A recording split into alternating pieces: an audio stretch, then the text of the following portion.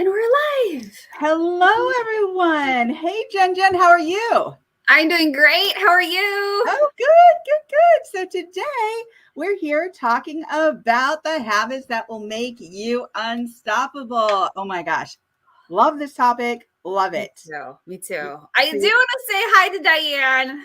Thank Hey. you for being here. So wonderful to see your name pop up.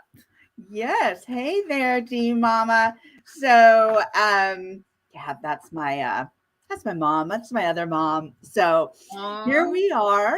All right, let's get going, shall we? Yeah, let's do it. All right. So what habits that will make you unstoppable? Oh gosh, you can think of so many, but are these important? Will they lend to your success? And I would have to say absolutely. What about you, Jen? Would you say yes? Yes, totally, wholeheartedly agree. I think when we don't create habits, and mind you, good habits, the ones that you should have, it's very difficult. You're kind of just floundering around. So this is why I'm really excited about this topic, something very, very near and dear to me that I implement. So I'm ready to hear what we're going to talk about. Awesome. Okay, so we're going to start off with a couple of stats here. So because I thought this might be important. You know me, I geek out on stats and science, and you do too. And so we like starting it this time anyway. So first off, according to many studies in the area of behavioral psychology, it takes on average 2 months, or about 66 days, according to European Journal of Social Psychology, before a behavior actually becomes automatic or something that you would call a habit, something that you would do without conscious thought. So, which is important to know. So, how many days again, Summer? 66. 66. Isn't that funny? Because what's that other number we hear all the time? 21. Yeah. And I knew that was wrong, but I don't know. So thank you for clarifying that, because I think a lot of times we hear 21. It's 66. Yeah. Well, here's the thing. I think for different people too, and this just goes with behavior, Jen. It can be, I would say, I wouldn't discount that 21 day mark, but I would say that on average, it takes about 3 months. It takes about, anywhere from 2 to 3 months to see a habit turn, or a routine turn into a habit. And so that means that you're getting up, you're doing things, you're, going about your day, and you're doing things unconsciously or without conscious thought, so to speak. So, and so I just kind of wanted to grab those stats because I thought, these are kind of important to understand what it does look like in relation to creating a habit from a routine. And so what this also looks like in regards to what steps that will help you do this, or what this actually means when you do create a habit, they actually help you, and why this actually supports your success. They actually help you stay focused and less distracted. And that's a big one. That's huge. I mean, I know you're doing something. Jen, you're really focused in on your health, wellness, working out. Jen loves to work out. Oh my gosh, this girl she is on top of it. She's a superstar. Oh, and let me ask you something, Jen. Yeah. How long, I know you've been doing this for years now, but how long has it taken you to get into this routine where your wellness, you feel it in your body, you feel it in your mind when you don't work out, right? Oh yeah. So it's how long? 20 something years. I would say almost more than 25. And when did you start feeling like it was just something that was automatic, that was necessary, that you loved, that kept you focused and on track? After college. Yeah. It was right after, it was the senior. I kind of had a weird junior, senior year because I finished early. So it was during that time where I started realizing I wanted to learn more about health. I wanted to learn more about weight training specifically and nutrition. So I studied those things. And then after I left, I didn't have access to the gym anymore. So right. Then I had to look into like, okay, well, what do I do now? I even hired some trainers in the beginning. And then from that point on, it was just seeing how important it is. And this could be with anything that we do, but seeing how important it is to track.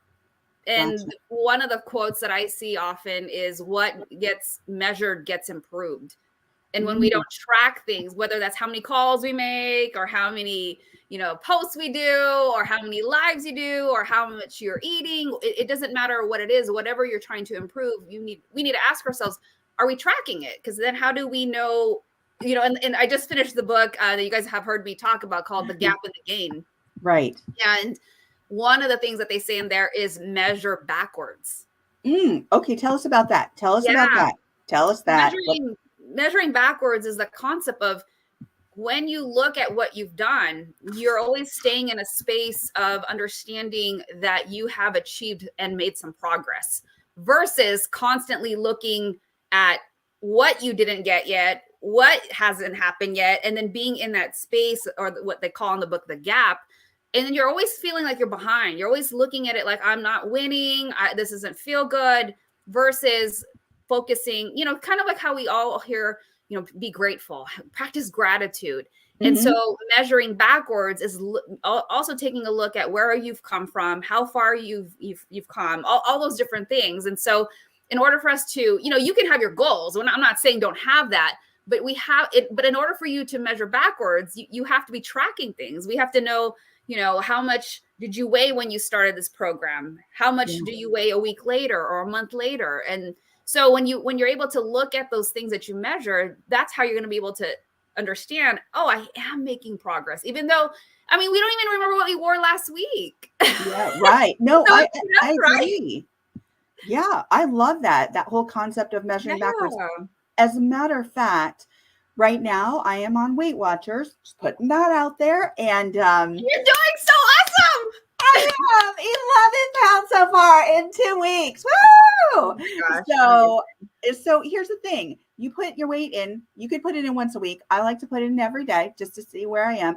But I was able to, as you said, measure backwards between where I am now to where I began.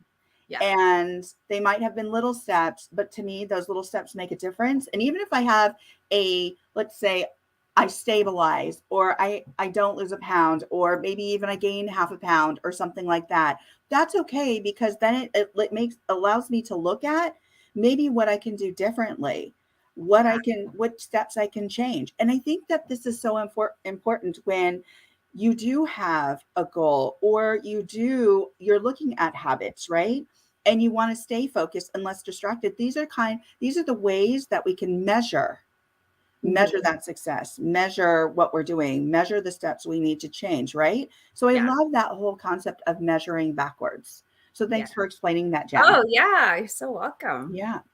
And then they also help when you have these habits. They can help you set personal boundaries for yourself and others to help you complete your short-term and immediate tasks. And that's really important too. I think a lot of times you also mentioned something before about the gap and the gain, and that was between those short-term and long-term tasks. A lot of times we forget, we look at the big goal, Jen, you were talking about this, and we forget that gap. Yeah. Or we create a gap. What was that you said again? Yeah. So here's our starting point. And then there's this point where you've achieved this much. And then this is the point where you're looking at this is where I want to be. This is where I'm trying to go. And we're so focused on this space right here, which is the gap, and looking at it like, oh, I'm not there yet. Oh, oh gosh, I'm so behind and I haven't done this, instead of looking at this bottom half of the gain of the stuff that I did do that. I have helped a bunch of people. I did lose all this weight, or, I'm stronger. And it's that kind of that concept of are you going to focus on the glass half full or half empty? So it's your perspective, and what are you going to choose every single day to, which part of that half are you going to be in? Yeah. Right. Absolutely. And that's important. So it's really important to look at those short and long-term goals, and which will help you be unstoppable. Routines help support your mission and your objectives to reach your goals. They also help you do so many other things. Let me go over those. They are something that you do every day to keep yourself on track, which we already touched on. It's a repetitive behavior that, such as, it helps you set certain, well, here's the thing. It's a repetitive behavior that you set up every day at maybe a certain time. Maybe it's a Monday, maybe it's a Wednesday, maybe it's a Friday, maybe it's a Sunday, maybe it's something that you do every day. But once you start doing that and placing that into the routine phase and doing that daily or every other day or days you choose, then that becomes a habit. So routines become habits and are actions that you do without conscious thought. So let's get to why, or what we said, three habits that will actually make you a success. You ready to hear the three, Jen? Yes, let's go. Okay. So number one, and I think is a really big one, and you talk about this all the time, and Jen's really great at this. I've known other people that are super great at this as well. And this is being organized and having a schedule. So being organized is so important. Having a schedule, using spreadsheets, whatever it is that you do to create these habits, being organized is one of them. And being organized and creating this or making this into a habit is so important because it keeps you on track. It keeps you focused. And that's why in the beginning of this topic, we touched on these different things as to why habits are so important, because they do keep you focused, because they do have you look at and help you look at short-term and long-term goals. They help you be organized. So get organized, create a schedule. However you do that, using spreadsheets. If, I don't know, suggest something else, Jen.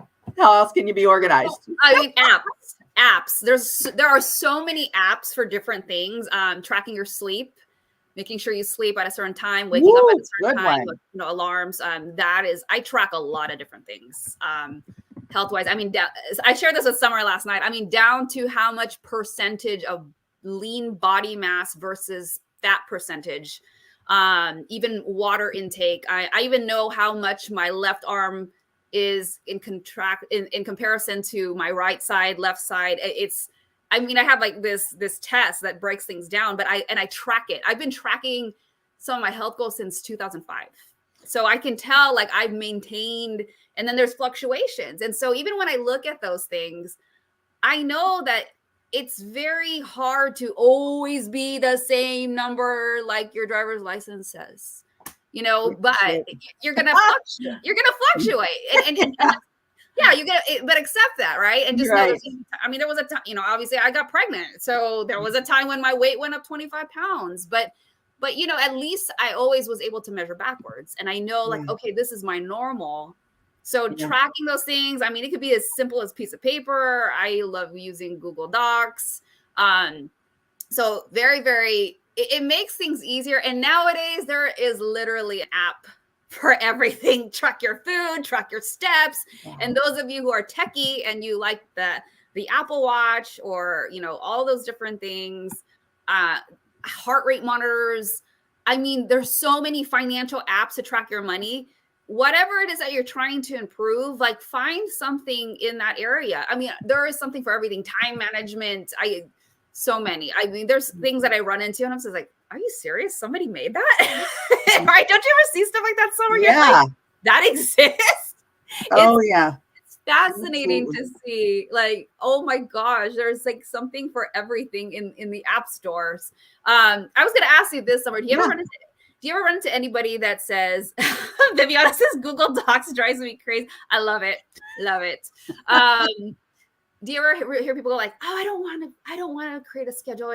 I like to be spontaneous. I don't want to feel like I'm restricted. You ever hear people make that kind of comment? I do. And then it makes me wonder. And I know that, okay, here's the thing. I know people do things in different ways, and I'm good with that. I'm so good with that because you want to see people progress in regards to their short-term and long-term goals. You want them to be successful.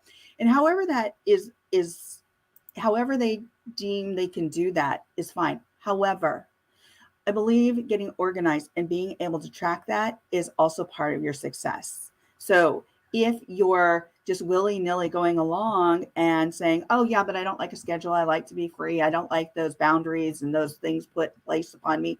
That's fine. But how are you tracking your success? Is that important for you to track your success? What does that look like for you?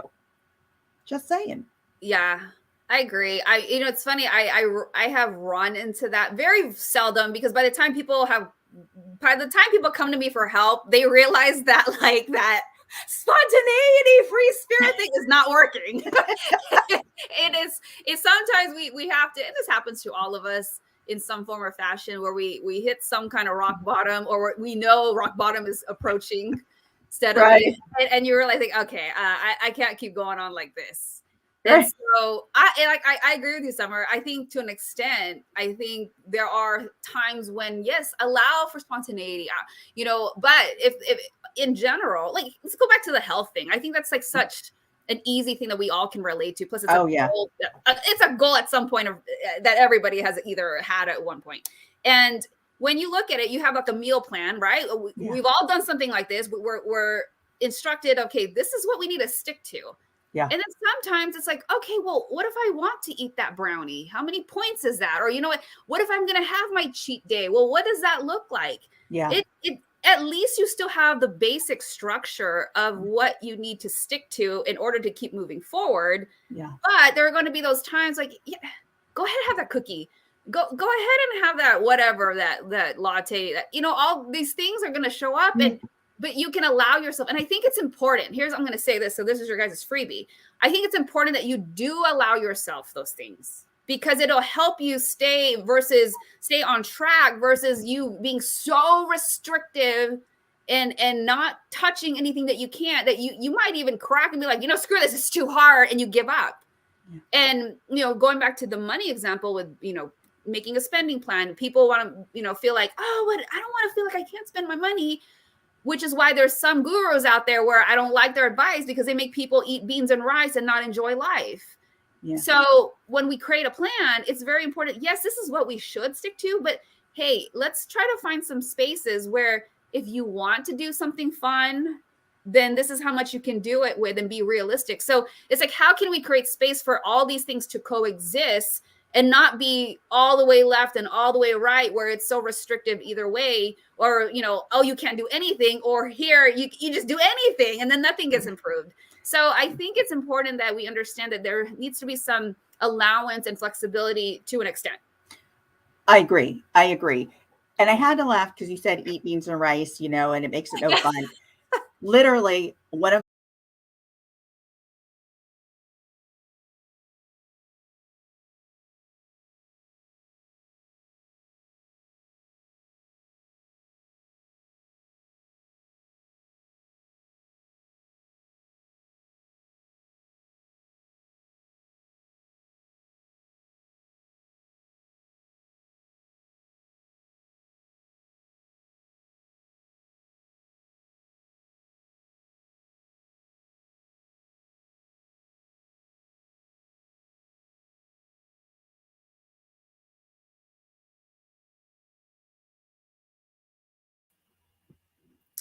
Okay, we had some weird connection issues. I'm waiting for Summer to come back in.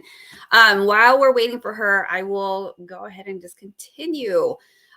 So what I was saying was, hold on, okay, just come back. Oh, there she is. I heard her. Okay, so sorry about that technical difficulties, but I'll just go ahead and continue. So a lot of times I think we define success only through financial gain, looking at how much money we're making. Here she is. There she is. Yay. Okay. Yeah. So that was great. It happened to both of us. I thought it was just me. And they were like, oh, yeah. And this is not, oh gosh. Now it's not a broadcasting on 3 of our sites, and it didn't broadcast on LinkedIn. So interesting. I think it's StreamYard. Okay. We'll post this on YouTube. So yeah. Yep. That's okay. We'll continue. So yeah. I'm glad you made it back in. You were talking about wellness. So yes, I was saying that, oftentimes we're defining success only by, oh, I make this much money. But when you look at it, I love that you mentioned wellness and personal wellness, which is, mindset, gratitude, eating, sleeping. I think sometimes, like, I've seen some really successful people and they're unable to take care of their health, and they're neglecting that. So, it's really health and wealth. Yeah. Because Oh, yeah. if you don't have your health, I mean, what kind of quality of life are you going to have? So I think it's so important that we don't easily dismiss that it's important, that it's not needed, that you do need to do these things. I had a friend one time, he used to say stuff like, "I'll sleep when I die." And I'm like, Oh, right. and Yes. it was bad because Yeah. he ended up getting some debilitating, I mean, he almost lost his eyesight. Oh, wow. Yeah, because he was sleeping 2 to 3 hours a night and grinding. And mind you, he's extremely successful. But I was like, and stop drinking like the energy drinks. They're loaded Oh, with bad sugars, oh my gosh. and it was bad. And then again, like like you were talking about at the beginning of the show, when you hit rock bottom, or you almost hit rock bottom, and this happened to another friend of mine, wasn't taking care of his health, had a health scare, found out he had diabetes, and then it was like, okay, let me get back on track. So it is, for somebody who understands health, please do not allow yourself to get to that point and overwork yourself. It is so not worth it. So number two, what Summer said, incredibly important, because who cares how much money you're going to have if you're going to die like next year because you didn't take care of yourself. Sorry Yeah. to And sound that, so morbid, but I'm in the yeah. insurance business, so I'm I'm used to it. Yeah. And here's the thing too. It is both mind, body, spirit, right? And so when you don't get enough sleep, when you're not conscious about what you're eating, and that'll impact you. It definitely will. Trust me, I've seen it. When you have lack of sleep, you can even go into some sort of psychosis. I've seen it. I've We've gone seen through it. it. I've worked in, I'm sorry. We've gone through it, like not a clinical definition of it, but I'm telling you, there's times when her and I don't sleep, and we are having like these weird conversations, and we're like, yeah, we're tired. And and there's days, okay? There might be weeks or days, and I'm guilty of it. I know, because when you start a business, it takes everything, right? It takes time, time, time. What is the most precious gift when in life is time? Time, you can't make And more of it. exactly, you can't make more of it. And so what that means is it also takes time to set up your goals, to succeed at your goals, and to keep at it. And so that's why we're talking about what will help you, what habits will help you create the success that you're looking for. Because it's not easy, yet it's doable, very doable. And again, I'll go back and review real quick. Being organized and having a schedule is a great way to support that success. Personal wellness, mental, physical, and spiritual, and just soulful wellness. Take care of Yeah. yourself. Take care of yourself. Creating community relationships, that's huge in regards to your success as well. And also the success of your community. And that Mhm. to me is so important. I live by that. I really do. My success is their success. Their success is my success. We support each other. And it is, to me, it's critical to support your community. Yeah. I think it's just giving back. It's a way to just show that you care. Oh, So, yes. I love number three too. I mean, I love them all, but I really love number three. I mean, there's a couple girls, younger girls, they're early 30s, one's in their mid uh-oh. 20s, and Uh-huh. different states. Like, it wasn't like a contractual, like I'm your mentor, but Right. not only has it been business stuff, but it was, some of it did turn into personal. And we've talked about this a couple weeks ago in one of our shows where, when you become a part of a community, and you develop relationships with some people, they become your friends. And Yeah. it's so critical to have people like this one over here. I'm pointing to her.